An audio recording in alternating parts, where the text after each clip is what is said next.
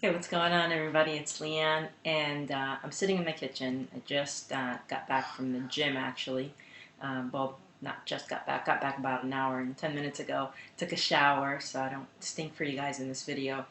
And I was just thinking about something that we did last night. So I put my son to bed, and then my wife was like, "Hey, let's watch this thing. I've been watching this thing with Cosmos," and she was, saying it's something scientific. They talked about, natural selection and um, I forgot what it's called, but when you breed dogs, for example, a certain way.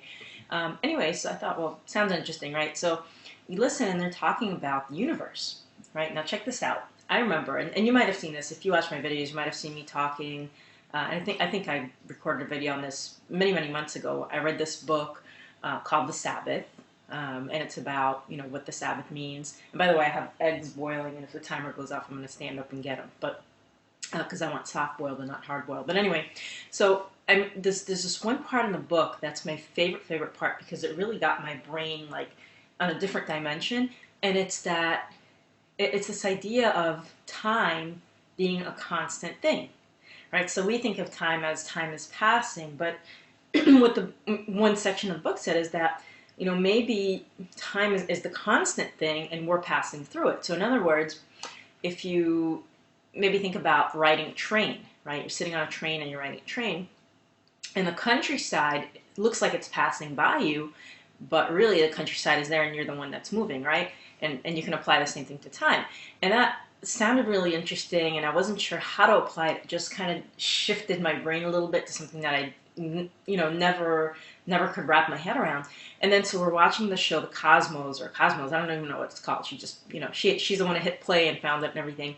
But anyway, they're talking about the universe and how when you look really far into space, with a telescope, the farthest light that you see, I forgot how many light years away it is, how many billions of light years away it is, but that is the past. You're looking at the past. Why? Because light takes time to travel, right? It doesn't seem that way for things up close, but it takes time to travel. Like, for example, I think they said the moon is one light second away, and so we see the moon, a second later. The sun is 8 minutes. So actually, this light that's coming at me from the window isn't really here now. It was here like 8 minutes ago, right? Something like that, or it just arrived now.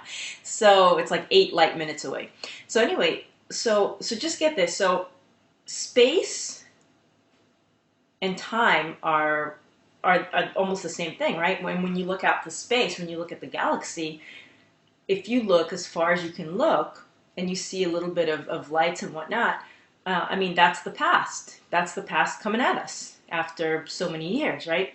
So very interesting. And so I started thinking, well, what about the future? And then they started talking about that in the next episode. And they're talking about black holes and how black holes really are just super high gravity stars that, stars that collapse on each other at super high gravity. And that if you got in there, basically what they came up with, and you can watch this to get the full details and the effect, and it's such a cool show. But basically, what's a black hole? It's the future.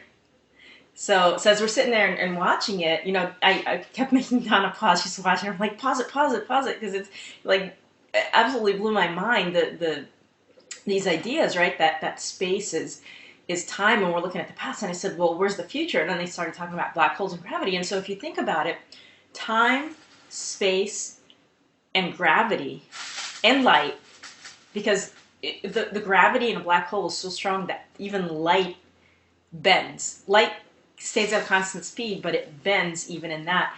And so we're constantly traveling through this time, through this space and time, right? We're always moving, and our galaxy is moving at ridiculous speeds, right? That I can't even fathom. And the mathematicians and physicists can go at it and do their calculations and whatnot. But if you just think about it, space is time.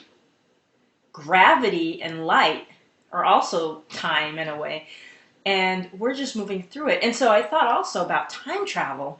How there's people out there who want to figure out how to time travel, and you have the movie Back to the Future and all that. And I'm thinking, we are traveling through time, and you know, if we could go as fast as light, we could go into the past or really into the future if we could handle that extreme gravity, which our bodies couldn't.